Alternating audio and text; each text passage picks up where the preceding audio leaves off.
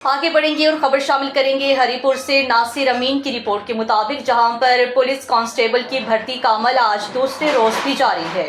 Haripur creds ground में police constable भर्ती का अमल दूसरे रोज भी जारी। 7 स्टेटस के तकरीबन 2000 से जायद उम्मीदवार टेस्ट मरहला में हिस्सा ले रहे हैं। ईटा के ज़ेर एहतमाम पुलिस और पाक फौज के जवानों की कड़ी निगरानी में इंतहाई शफाफ तरीके से फिजिकल फिटनेस टेस्ट और रनिंग का सिलसिला जारी है। रेस्क्यू 1112 का अमल भी किसी भी हंगामी सूरत हाल से निपटने के लिए मौजूद है।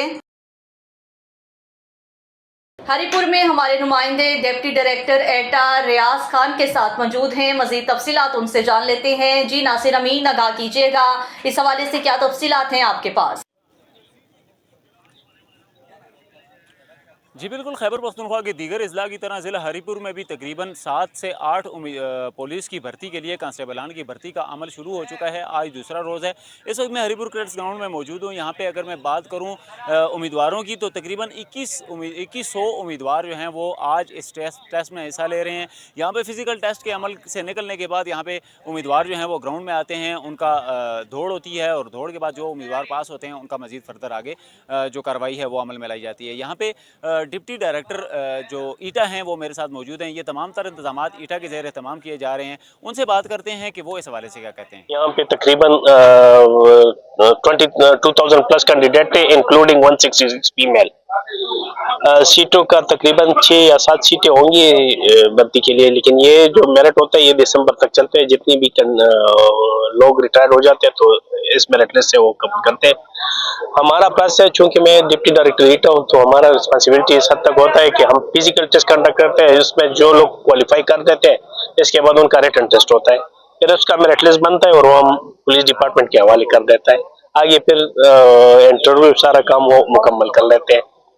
तो ये आईजी साहब की खुसूसी डायरेक्शंस थी कि जितना जल्दी मुमकिन हो सके तो इसको जल्दी ये प्रोसेस कंप्लीट कर दें।